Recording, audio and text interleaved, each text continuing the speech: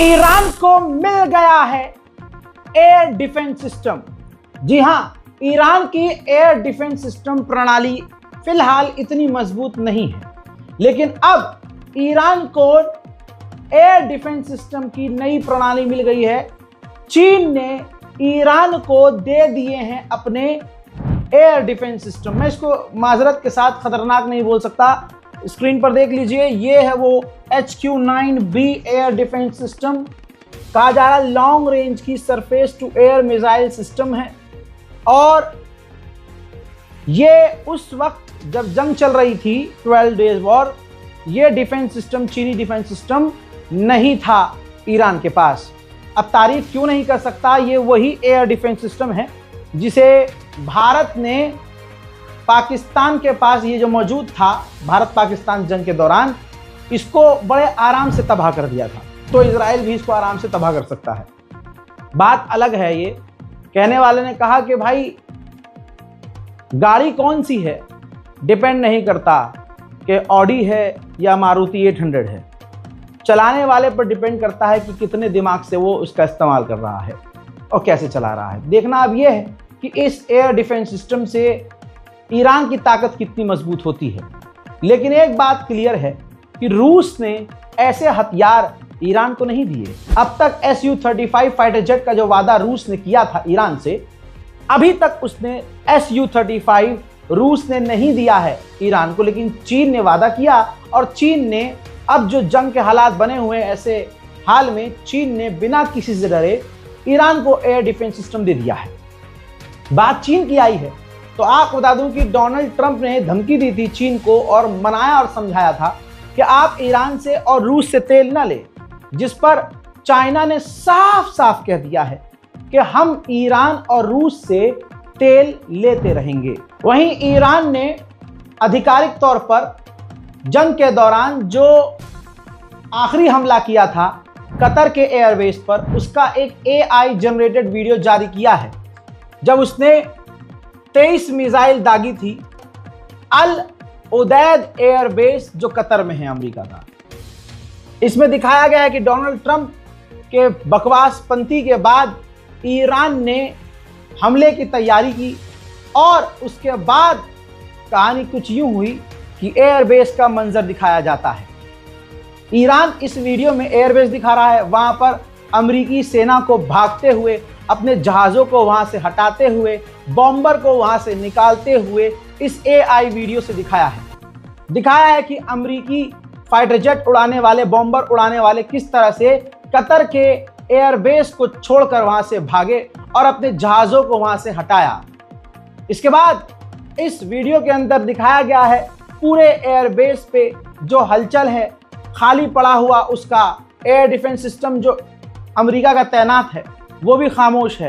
Planning दिखाई है कि किस तरह से प्लानिंग की जा रही है। डोनाल्ड ट्रंप टेंशन में है, अमेरिकी सेना टेंशन में है कि कहां हमला होगा, कैसे हमला होगा, ईरान अब क्या करेगा। इसमें दिखाया गया कि किस तरह से ईरान ने पूरी प्लानिंग करी, मिसाइलों को तैनात किया, कमांडर एक्टिव हुए। ये पूरा AI जनरेटेड है।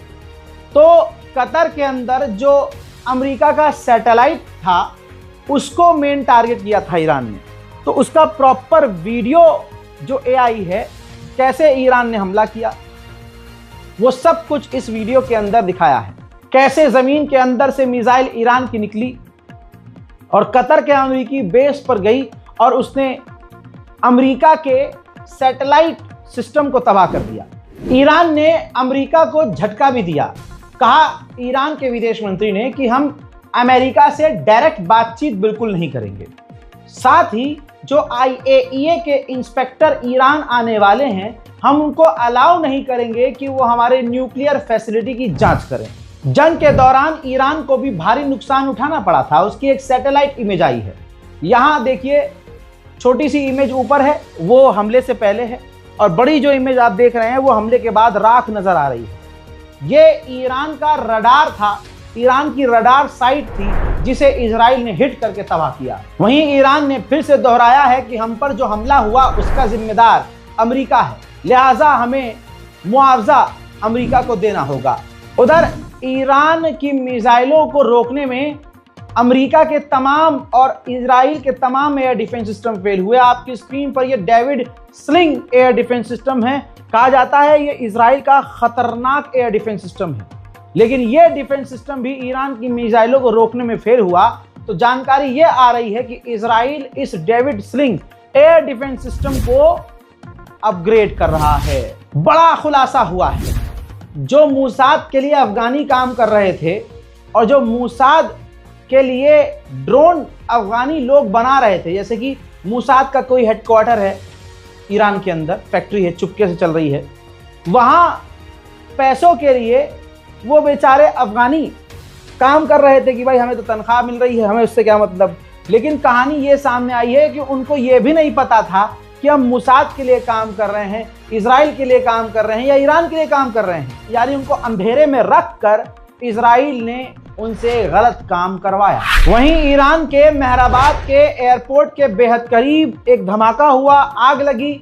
वजह ईरान नहीं बताएगा, वजह आपको भी पता है और हमको भी। उधर इस्फहान की भी तस्वीर आ रही है। ईरान के इस्फहान के शहर में भी आग लगी है और आग किसने लगाई है? मूसाद के अलावा कोई नहीं है। उधर ईरान ने तालिबान से मांग की है कि उन अफगानियों की लिस्ट हमें दीजिए जिन्होंने ब्रिटेन, इजराइल और अमेरिका की मदद की है। यह थी ईरान की अब तक की लेटेस्ट अपडेट। अब ये मिडिल ईस्ट की कुछ और जानकारी जो ताज़ा आई है। मेरे दोस्तों, इजराइल ने एज यूजुअल रोज की तरह लेबनान के सिविलियंस इलाके पर हमला किया, जिसमें एक लेबनीज की मौत हुई है। अब ये तस्वीर देखिए, गाजा में जो भूखे लोग मदद लेने के लिए अमेरिकी संस्था के पास गए तो इजराइल की मिलिट्री उनके ऊपर गोलियां चलाने लगी, जिसके बाद वो अपनी जान कुछ इस तरह से बचा रहे हैं। उधर हुतीज नहीं रुक रहे हैं। हुतीज ने एक बार फिर से इजराइल की तरफ मिसाइल दागी, जिसे इजराइल ने अपने आसमान में मार गिराया। यूएन के मुताबिक और गाजा की हेल्थ मिनिस्ट्री के मुताबिक इजराइल हर दिन 28 फिलिस्तीनी बच्चों को गोद के पालों को कत्ल कर रहा है। हालात कितने खराब हैं, बहुत ही खराब।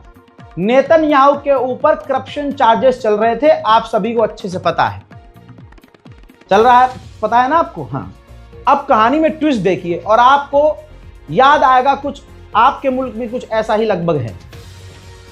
जो जज थी जो इस केस पर सुनवाई कर रही थी नेतन्याहू के मैटर पर, नेतन्याहू की सरकार ने उस जज को सस्पेंड कर दिया। वहीं इजराइल के जो पूर्व प्रधानमंत्री हैं, ये देखिए इंटरनेशनल मीडिया में, इजरायली मीडिया में उनका ये बयान चल रहा है, जिसमें वो कह रहे हैं कि गाजा के अंदर जो कुछ भी किया जा रहा है और नेतन्याहू की सरकार जो कर रही है वो अनजस्टिस है, वो अन्याय है, जुल्म है और उसका हमारी सिक्योरिटी से कोई लेना देना नहीं है। इजराइल के प्रधानमंत्री नेतन्याहू बहाना बनाकर सिर्फ गजा पर हमला कर रहे हैं। मैंने कल एक खबर बताई थी कि 600 मूसाद और इजराइल की इंटेलिजेंस के पूर्व कमांडर, जिनके अंडर पूरा मूसाद काम करता था, जिन के अंडर जासूसी एजेंसियां काम करती थी, ऐसे पूर्व मूसाद और शिनबेट और ऐसी बहुत सारी इजरायली जासूसी एजेंसी के टॉप कमांडरों ने, जो पूर्व कमांडर हैं 600, ये उनकी तस्वीरें हैं, नाम के साथ और उनके बयान के साथ, उनकी तस्वीरों के साथ, उनकी पोजीशन के साथ। 600 इजरायली मूसाद के हेड्स जो रहे हैं अब तक, सबने मांग की है इजराइल के प्रधानमंत्री से कि ये जो जंग चल रही है इसको इजराइल बंद कर दे। नेतन्याहू जो गाजा पर जुल्म कर रहा है इसको खत्म करना होगा।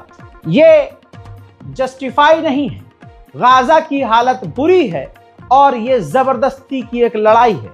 इससे हमारे देश के लिए खतरा है, सिक्योरिटी को खतरा है और पूरी दुनिया में हमारा मुल्क इजराइल बदनाम हो रहा है। सिर्फ यही नहीं, 2400 इजरायली आर्टिस्ट ने, भारत के अंधभक्त नहीं है वो इजरायली ही हैं, 2400 इजरायली आर्टिस्ट ने सामूहिक तौर से मांग की है कि तुरंत गाजा में जंग बंदी हो। ठीक इसी तरह से इजराइल के पूर्व जनरल ने कह दिया है कि इजराइल जो गजा में कर रहा है वो जेनोसाइड है। सुन लीजिए। הפקודות שהממשלה נותנת היום לצבא הן פשע. צריך לקרוא לילד בשמו. לתת הוראה לירות על ילדים והורים רעבים שמחפשים פת לחם כי איזה שני מחבלי נוח'בה שומרים עליהם. זה פשע, זה רצח עם, זה מה... जो तस्वीर गाजा से आई हैं जिगर को छलनी कर रही हैं। जहाज से मदद गिराते वक्त जो तस्वीर ली गई है ये देखिए, क्या तबाही का मंजर है। सब मकान आपको जले नजर आ रहे होंगे, राख नजर आ रहे हैं, खंडर नजर आ रहा है। जो इमारतें हैं बची कुची आपको नजर आ रही है। ध्यान से आप देखें वीडियो को रोककर और जूम करके, ये इमारत नहीं, अब ये सिर्फ खंडर हैं। जो बड़ी बड़ी खूबसूरत इमारतें देखिए, कई जगह धुआं धुआं आपको नजर आ रहा होगा। आज भी इन इमारतों में आग लगी है, राख हो चुका है। गाजा पूरी तरह से जलकर राख हो चुका है। इजरायली और अमरीकी जहां जा रहे हैं अब जलील हो रहे हैं, इज्जत इनकी खत्म हो चुकी है। इजराइल का राष्ट्रपति लिथुआनिया पहुंचा। जब वो जैसे ही लिथुआनिया पहुंचा, जनता के बीच गया, तो वहां फिलिस्तीनी प्रदर्शनकारी जो खुद लिथुआनिया के हैं, अंग्रेज हैं, मुसलमान नहीं हैं, लेकिन जुल्म के खिलाफ वो खुल्लम खुल्ला प्रदर्शन कर रहे हैं इजराइल के खिलाफ। और बेशर्मी से, गिरे हुए मुंह से, उजड़ी हुई हवाइयां हैं चेहरे पर, और अगला राष्ट्रपति इजराइल का उनको इग्नोर कर रहा है बेशर्मी से। देखिए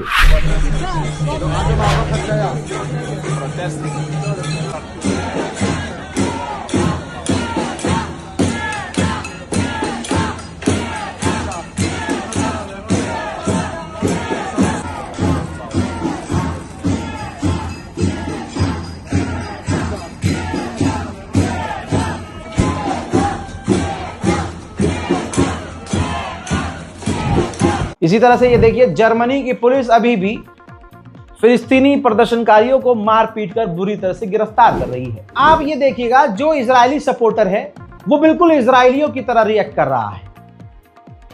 अब देखिए, भारत में फिलिस्तीन का आप सपोर्ट करेंगे, अंधभक्त आपको जान से मारने की धमकी देंगे, जैसे वो उनका तीसरा बाप है नेतन्याहू। ऐसे ही ब्रिटेन में एक फिलिस्तीनी अंग्रेज समर्थक महिला को इजरायली समर्थक जान से मारने की धमकी दे रहा है। Did you just say you put the window through of the Afghan restaurant? You did? Okay. Just so I can let the police know, because that's my neighbours. I told the police. Right, okay. And why did you do that? Because they're fucking bastards and they keep everyone away at night. They got. And you think that's a reasonable, you think that's a reasonable excuse to vandalise? And I heard you. Take you out, you bitch! I'm gonna wipe you out, you fucking cunt! You shouldn't have picked on me, you picked on the wrong fucking person! You stupid bitch! वहीं Gaza के अंदर भुखमरी से हाल क्या है आपको पता है।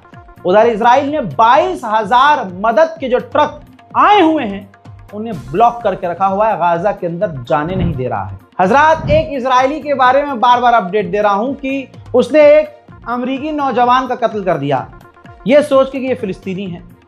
फिर उसको गिरफ्तार किया गया, कुछ घंटे के बाद उसको जेल से निकालकर हाउस अरेस्ट कर दिया गया।